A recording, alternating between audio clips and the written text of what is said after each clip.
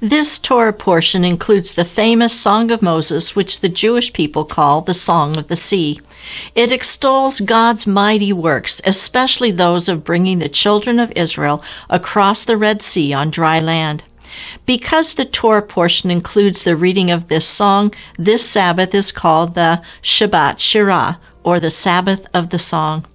The Torah portion begins with Pharaoh sending the people out of Egypt. As Pharaoh sent them out, God took control and led them on their journey. However, God didn't take the children of Israel on the easy, well-traveled road up the coast to the Promised Land. He took them on the more difficult route through the wilderness. Exodus 13:18. So God led the people around by way of the wilderness of the Red Sea, and the children of Israel went up in orderly ranks out of the land of Egypt. Why didn't God take the children of Israel along the quick and easy path to the Promised Land?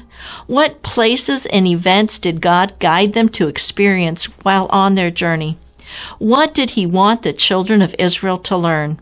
What can we learn from their journey? I'm Brenda Cathcart, and this is Words from Our Father.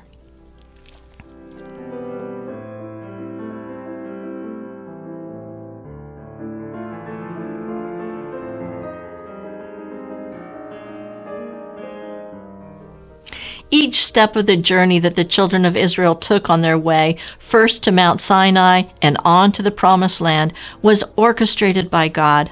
Paul tells the Corinthians that the events experienced by the children of Israel on their way to Mount Sinai are an example for them. 1 Corinthians 10:11-13. Now all these things happened to them as examples, and they were written for our admonition, upon whom the ends of the ages have come. Therefore let him who thinks he stands take heed lest he fall. No temptation has overtaken you except such as is common to man. But God is faithful, who will not allow you to be tempted beyond what you are able, but with the temptation will also make the way of escape, that you may be able to bear it. So what are these lessons, and how do they apply to us at the end of the ages? These lessons began when they left Sukkot, their first stop after leaving Ramses, when the Shekinah glory first began to lead them as a pillar of cloud by day and a pillar of fire by night. So why didn't God lead them on the easy path to the Promised Land? The stated reason is that the children of Israel might change their minds and turn back to Egypt if they had to fight along the way. Exodus 13:17. Then it came to pass, when Pharaoh had let the people go, that God did not lead them by way of the land of the Philistines, although that was near. For God said, lest perhaps the people change their minds when they see war and return to Egypt. This well-traveled trade route up the coast along the Mediterranean Sea was protected by forts that were put in place by the Egyptians. In order to travel this route, the children of Israel would be constantly confronted by Egyptian troops. The NKJV Study Bible explains, the Egyptians had heavily fortified this coastal route for their own defensive purposes. The people might have been forced into battle with the Egyptians before they were prepared.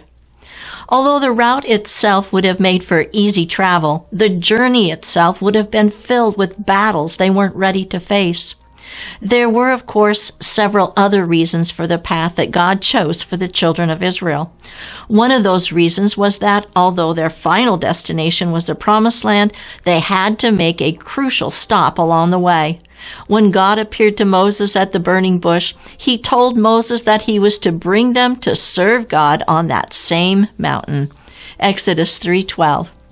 So He said, I will certainly be with you, and this shall be a sign to you that I have sent you.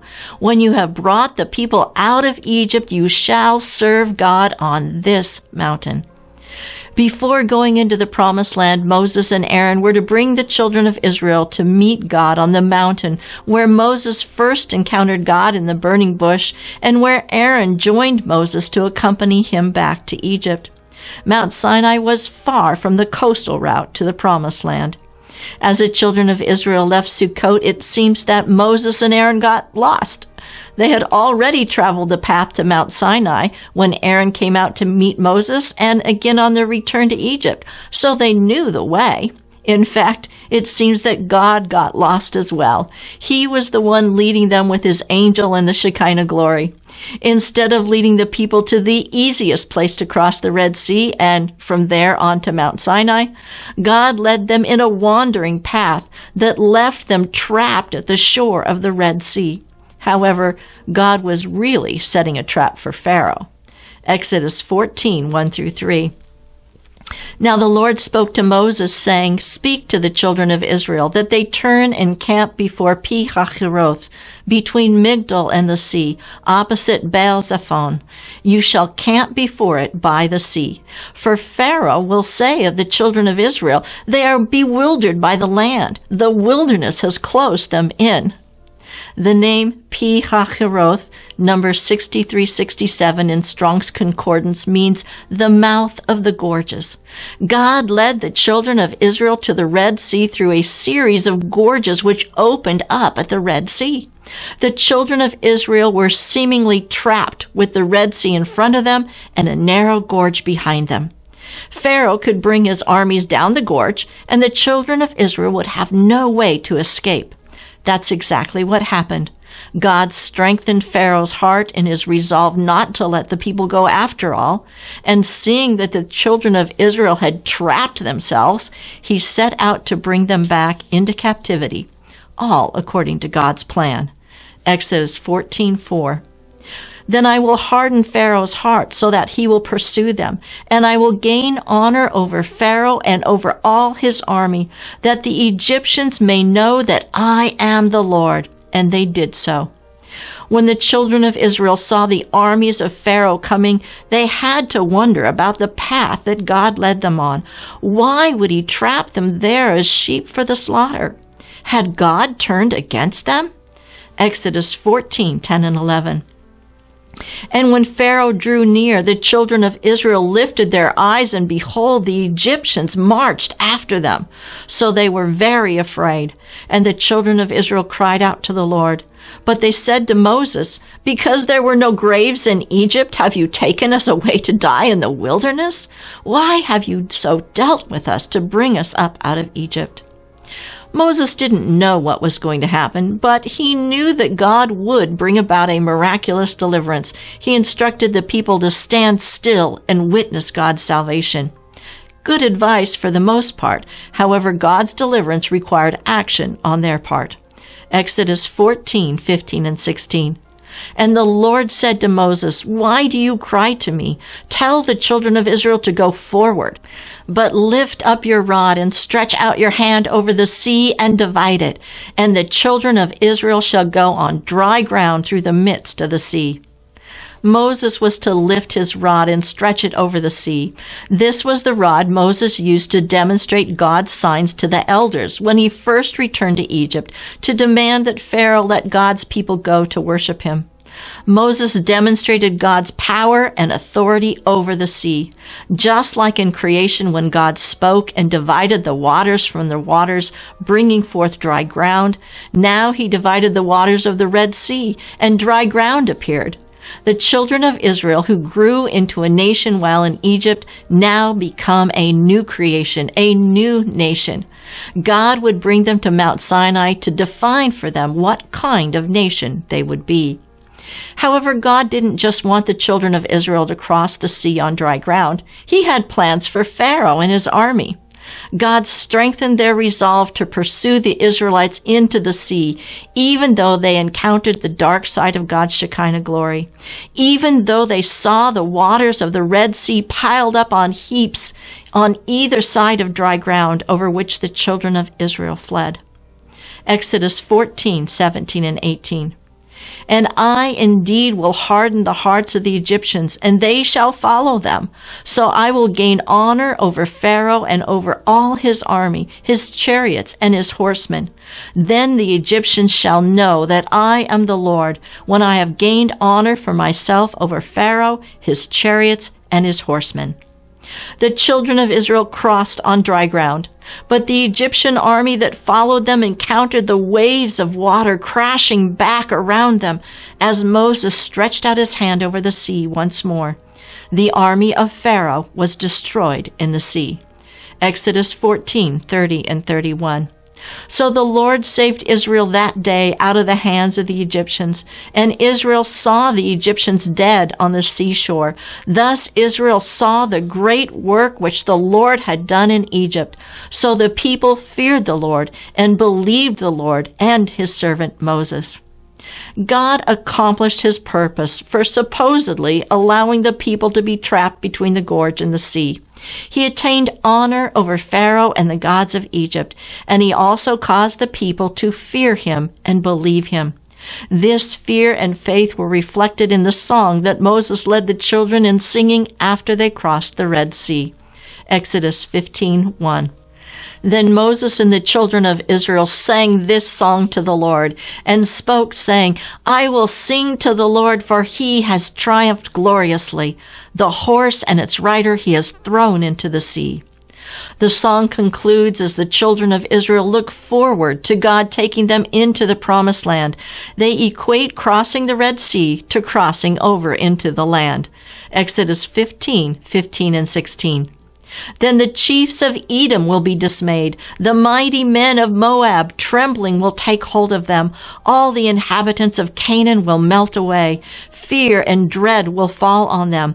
By the greatness of your arm, they will be as still as stone, till your people pass over, O Lord, till the people pass over whom you have purchased. You would think that the lesson had been learned. It should be easy traveling to Mount Sinai now that they had crossed the sea and Pharaoh's army was destroyed. However, God knew that the people had more to learn. He led them 3 days into the wilderness and brought them to a watering hole that for some reason had been fouled. They couldn't drink the water. At the Red Sea, they faced an insurmountable army. Now they faced an enemy that couldn't be fought. They faced the lack of water. Exodus 15:23. Now when they came to Marah, they could not drink the waters of Marah, for they were bitter. Therefore the name of it was called Marah. For a second time, the children of Israel feared that they would die. If they drank the water available to them, they would surely get sick and die. However, once again, God had planned this ahead of time. He told Moses to throw a tree into the water. Exodus 15:25 and 26. So he cried out to the Lord, and the Lord showed him a tree. When he cast it into the waters were made sweet. There he made a statute and an ordinance for them, and there he tested them and said, if you diligently heed the voice of the Lord your God, and do what is right in his sight, give ear to his commandments and keep all his statutes, I will put none of the diseases on you which I have brought on the Egyptians, for I am the Lord who heals you. God associated the bitter waters with the plagues he had used to bring judgment on Egypt. After the elation they experienced when they crossed the Red Sea, would they remember to serve God, or would they turn back to the gods of Egypt? Would they continue to listen to God's voice and follow his commandments and statutes which they would receive in detail at Mount Sinai? God continued to lead the children of Israel on a steady pace to Mount Sinai. Exactly 1 month after leaving Egypt, the stores of food that they had brought with them began to run low. How would they get enough food to feed over 2 million people? Up until now, the children of Israel had relied on their own stores of food. Now they would learn to look to God. Exodus 16:4. Then the Lord said to Moses, behold, I will rain bread from heaven for you, and the people shall go out and gather a certain quota every day, that I may test them, whether they will walk in my law or not. Moses will later explain the nature of this test. God was testing not only if they would come to rely on him each day, but that they would listen to his voice each day. Deuteronomy 8:2 and 3. And you shall remember that the Lord your God led you all the way these 40 years in the wilderness to humble you and test you and to know what was in your heart, whether you would keep his commandments or not. So he humbled you, allowed you to hunger, and fed you with manna, which you did not know, nor did your fathers know, that he might make you know that man shall not live by bread alone, but man lives by every word that proceeds from the mouth of the Lord. Yeshua quoted this passage in Deuteronomy when he was tempted in the wilderness by Satan. Yeshua demonstrated that he listened to God's voice at all times. When Yeshua taught his disciples to pray, he told them to ask each day for bread. The daily bread we are to ask for is not just food for our bodies, but food for our souls. We are to listen to God's words every day. The next trial the children of Israel experienced once again had to do with water.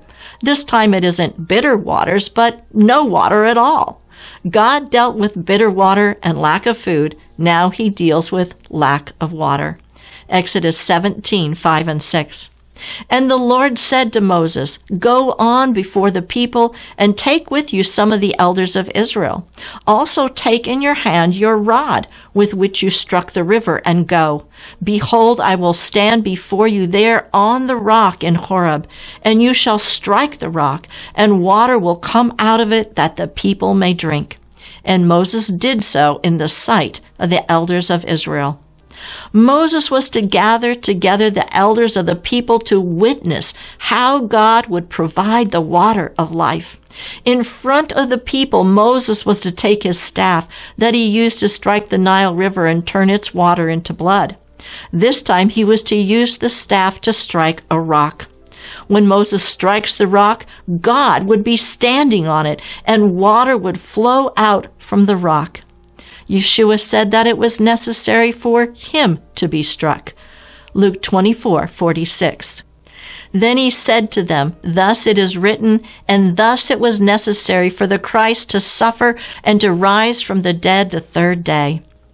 Yeshua said that drinking the water that he provides is to drink from the living water. John 4:13 and 14. Jesus answered and said to her, "Whoever drinks of this water will thirst again. But whoever drinks of the water that I shall give him will never thirst.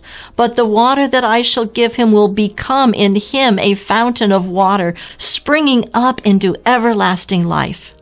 When God provided water from the rock, he addressed their physical thirst.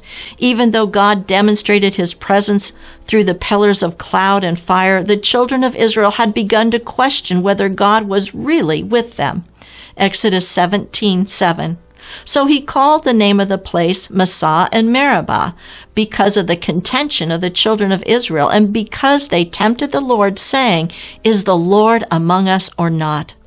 God's answer to this question was to allow the Amalekites to attack them while they were there at the same place where God had provided water.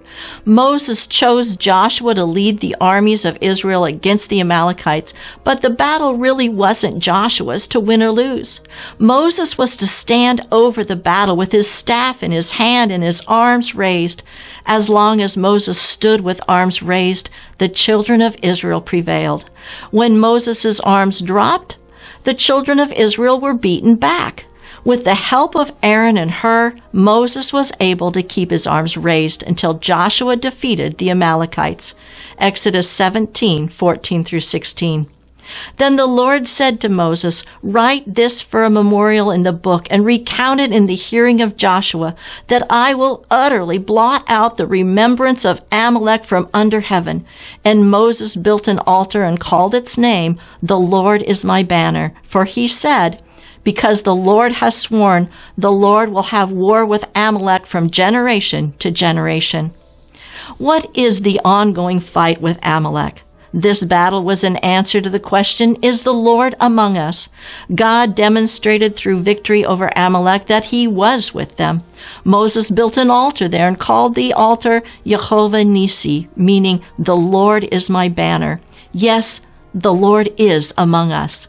Every time we fight against those who would prevent us from continuing on our journey to the promised land, we can know that God is among us. He is our banner if we look up to see him, like the children of Israel looked up to see Moses on the hill with his staff in his hand and arms raised. God didn't take the children of Israel on the quick path to the promised land. They needed to learn to fear God and have confidence that he could defeat the armies of the Canaanites. They needed to be reminded that God rewards those who seek his righteousness and punishes those who do evil. They needed to know that God would provide for the physical needs as well as their spiritual needs. And underlying all of these events is the promise of the greater Messiah to come. God is among his people. Let us sing the song of the sea together with Moses and the children of Israel. I'm Brenda Cathcart for Moed Ministries International. Shalom and be blessed.